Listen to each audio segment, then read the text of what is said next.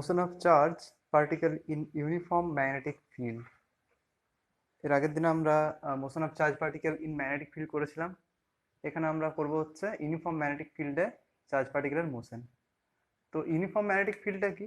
Uniform magnetic field হচ্ছে না কোনো একটা রিজিয়নে যদি ম্যাগনেটিক ফিল্ড এমনভাবে থাকে যাতে রিজিয়নের প্রতিটা পয়েন্টে ম্যাগনেটিক ফিল্ডের মান এবং ডাইরেকশন একই হয়, তাহলে সেই রিজিয়নে বলা হয় ইউনিফর্ম ম্যাগনেটিক ফিল্ড কাজ করছে, এবং তাকে এরকম করে নির্দেশ করা হয় ইউনিফর্ম ম্যাগনেটিক ফিল্ডকে ইকুইডিস্ট্যান্ট প্যারালাল লাইন দ্বারা। তো এখানে ইউনিফর্ম ম্যাগনেটিক ফিল্ড রয়েছে যেখানে ম্যাগনেটিক ফিল্ড লাইন্সগুলো বোর্ডকে ছেদ করে ভিতরের দিকে ঢুকছে, তাই ক্রস দেখিয়েছি। এই টোটাল ধরে নাও টোটাল বোর্ডটাতে ম্যাগনেটিক ফিল্ড রয়েছে ক্রস, মানে লাইন্সগুলো ঢুকছে হচ্ছে বোর্ড থেকে পারপেন্ডিকুলারলি ভিতরের দিকে, ঠিক আছে?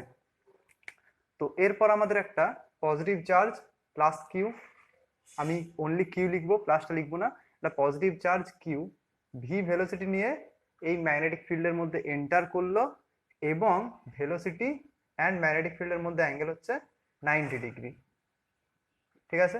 এটা একটা কেস, এবং এর পরেরটাতে আমরা হয়তো একটা কেস করব, সেখানে ভেলোসিটি আর ম্যাগনেটিক ফিল্ডের মধ্যে অ্যাঙ্গেল হবে থিটা। তো এইখানে পার্টিকুলার যদি একটা charge particle, positive charge particle যদি ম্যাগনেটিক ফিল্ডের সাথে পারপেন্ডিকুলারলি এন্টার করে, তাহলে সেক্ষেত্রে তার মোশনটা কেমন হবে সেটা নিয়ে আলোচনা করতে হবে। তো ধরা যাক একটা চার্জ পার্টিকেল এরকম ভাবে তার ভেলোসিটিটা এইদিকে এন্টার করলো, ঠিক আছে? তো যেই চার্জ পার্টিকেলটা এন্টার করবে এই ম্যাগনেটিক ফিল্ডের মধ্যে, সেই তার উপর একটা ম্যাগনেটিক লরেন্জ ফোর্স অ্যাক্ট হবে, দ্যাট ইজ বেসিক্যালি এফএম, এবং তার মান হয় কিউ ভিবি সাইন থিটা। আর এখানে আমরা ধরেছি ম্যাগনেটিক ফিল্ডের সাথে পারপেন্ডিকুলার ভেলোসিটি, সেহেতু সাইন থিটা হচ্ছে sine 90, so magnetic force will be Q VB sine 90 or Q VB. এটা হচ্ছে ম্যাগনেটিক ফোর্সটা যেটা অ্যাক্ট হবে এই চার্জ পার্টিকেলটার ওপর। তো ম্যাগনেটিক যে ফোর্সটা চার্জ পার্টিকেলের উপর অ্যাক্ট হবে সেটা কিন্তু একটা পার্টিকুলার ডাইরেকশনে হয়, এবং সেই ডাইরেকশনটা বের করার জন্য আমরা রুল জানি, সেটা হচ্ছে ফ্লেমিং এর বামহস্ত নিয়ম। ফ্লেমিং এর বামহস্ত নিয়ম, সেই নিয়মটা অনুযায়ী এদিকে ম্যাগনেটিক ফিল্ড আর এদিকে যদি হতো ভেলোসিটি, তাহলে এই দিক বরাবর হতো ম্যাগনেটিক ফোর্সের ডাইরেকশন, এবং এটা লেফট হ্যান্ডের মধ্যমা, বৃদ্ধাঙ্গুষ্ঠ এবং তর্জনী দ্বারা দেখানো হয়েছিল। তো এখানে যদি আমি এফএমটার ডাইরেকশনটাকে বের করতে চাই, তো ফ্লেমিং এর লেফট হ্যান্ড রুল লাগিয়ে দেখি যে কোন ডাইরেকশনে ম্যাগনেটিক ফোর্সটা অ্যাপ্লাই হবে এই চার্জ পার্টিকেলটার ওপর, মুভিং চার্জ পার্টিকেলটার ওপর। তো এটা হচ্ছে ম্যাগনেটিক ফিল্ডের ডাইরেকশন, আমি এটা এদিক এরকম করে দেখাচ্ছি কারণ বোর্ডের ভিতরে ঢুকছে। এটা হচ্ছে ভেলোসিটির ডাইরেকশন, তাই আমি এমনি করে দেখালাম। তো ম্যাগনেটিক ফোর্সের ডাইরেকশন হবে এইটা, মানে উপরের দিকে একটা ম্যাগনেটিক ফোর্স ফিল করবে চার্জ পার্টিকেলটা, এবং তার ফলে চার্জ পার্টিকেলের যে ডাইরেকশনটা, মোশনের যে ডাইরেকশনটা, সেটার দিকটা একটু উপর দিকে হয়ে যাবে বা দিকটা একটু বেঁকে যাবে। তো এই অবস্থায় ভেলোসিটির ডাইরেকশন নিশ্চয়ই এই দিক বরাবর হবে, ঠিক আছে? যদিও ভি1 ভি2 আমি দিয়ে রাখছি, ঠিক আছে, পরে বলবো যে ভি1 আর ভি2 ম্যাগনিটিউডটা সেম। তো এই পয়েন্টে যদি আমি আবার ফ্লেমিং এর লেফট হ্যান্ড রুল লাগাই এবং চার্জ পার্টিকেলের যে ওপর যে ম্যাগনেটিক ফোর্সটা অ্যাপ্লাই হবে সেটার যদি ডাইরেকশনটা দেখি, তো সেটা কোন দিক বরাবর হবে?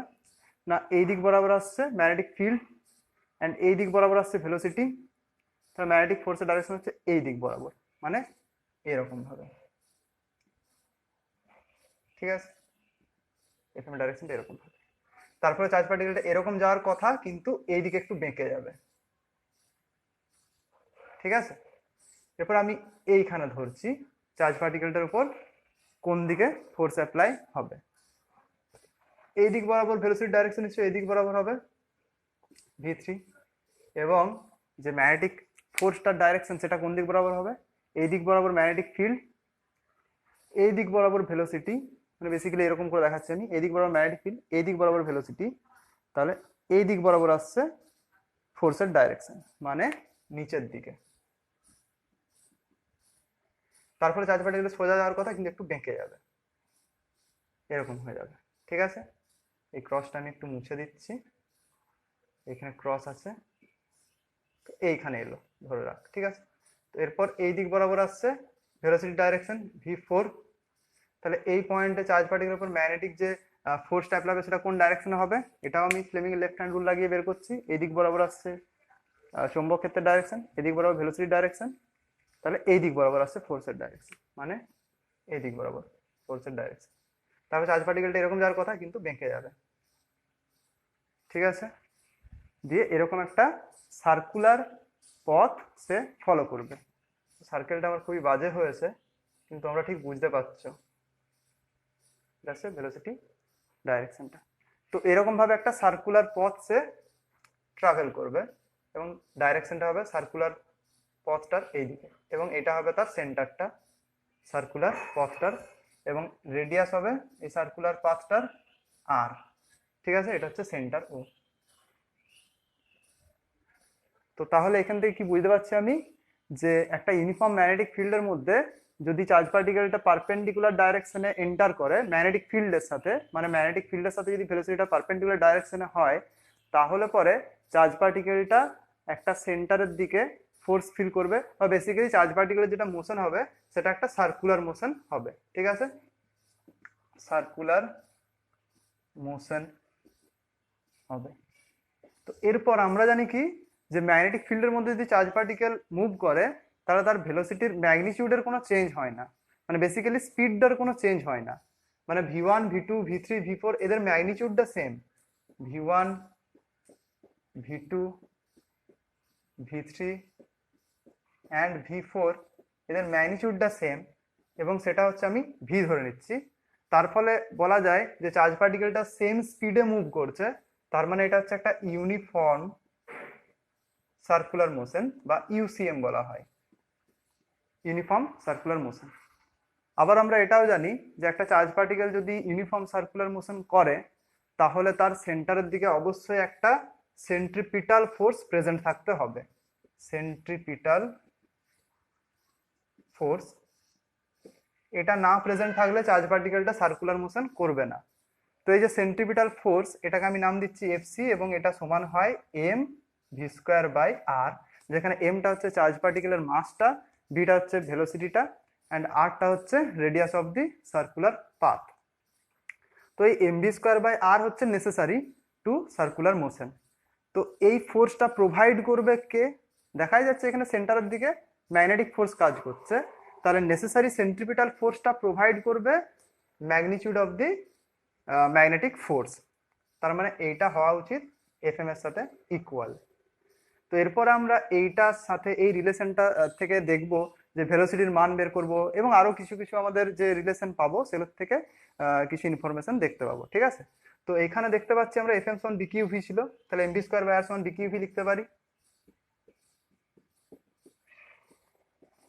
ভি ভি কেটে যাবে এবং দেখা যাবে ভি সমান আসবে বিকিউ আর বাই এম। এটা আমাদের কাজে লাগবে কাইনেটিক এনার্জির এক্সপ্রেশনের সময়, এবং এই এক্সপ্রেশনটার থেকেই আর সমান দেখতে পাচ্ছি এমভি বাই বিকিউ হচ্ছে 1 নাম্বার সমীকরণ থেকেই।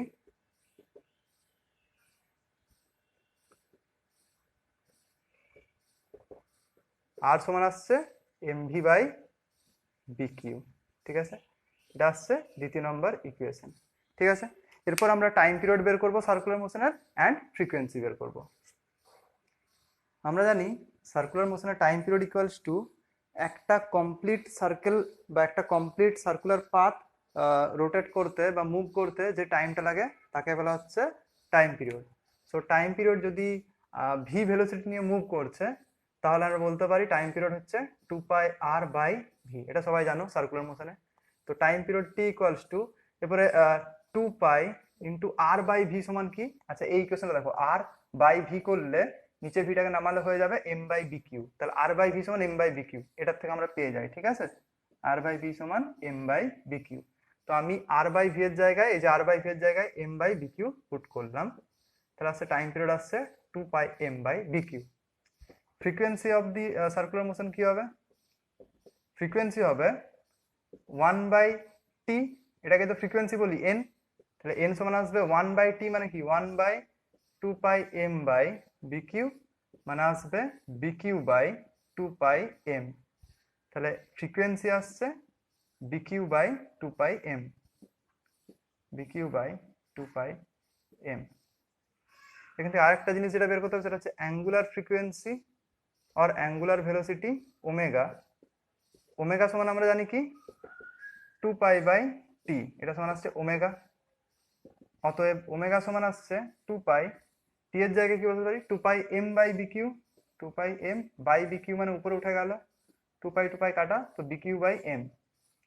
ওমেগা সমান আসছে বিকিউ/এম।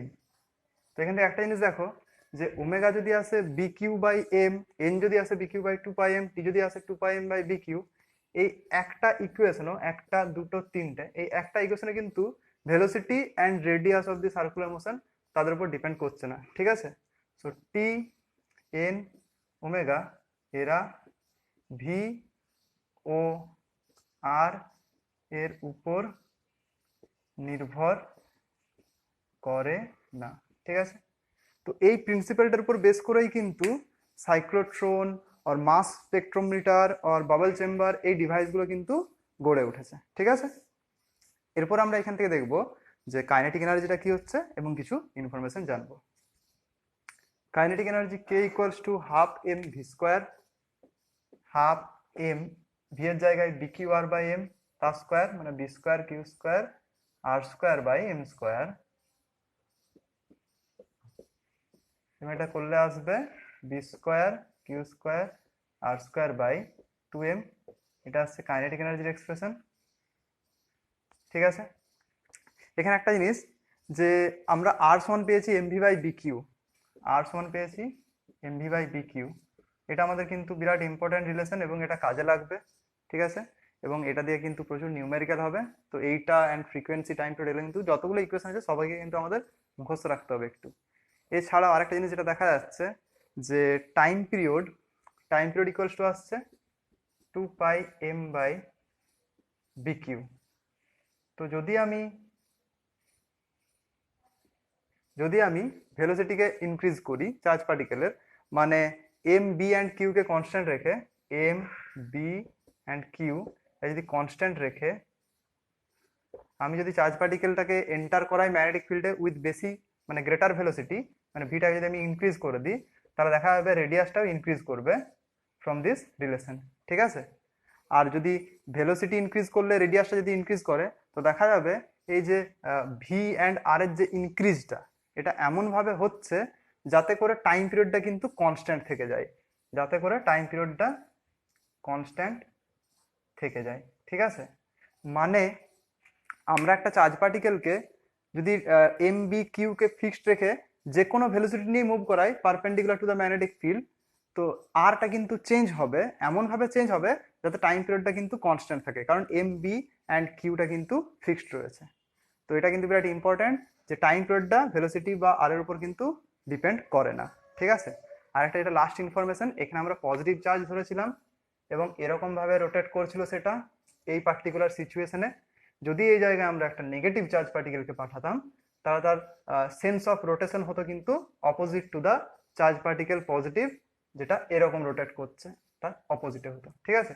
মানে এখানে এই সিচুয়েশনে যদি আমাদের positive charge anti clockwise rotate করছে, অ্যান্টি ক্লকওয়াইজ রোটেশন হচ্ছে, যদি এই সিচুয়েশনে আমি নেগেটিভ চার্জ পার্টিকেলকে এন্টার করাতাম ভি পারপেন্ডিকুলার টু বি এইরকম ওয়েতে, তাহলে কিন্তু নেগেটিভ চার্জ পার্টিকেলটা ক্লকওয়াইজ রোটেট করতো।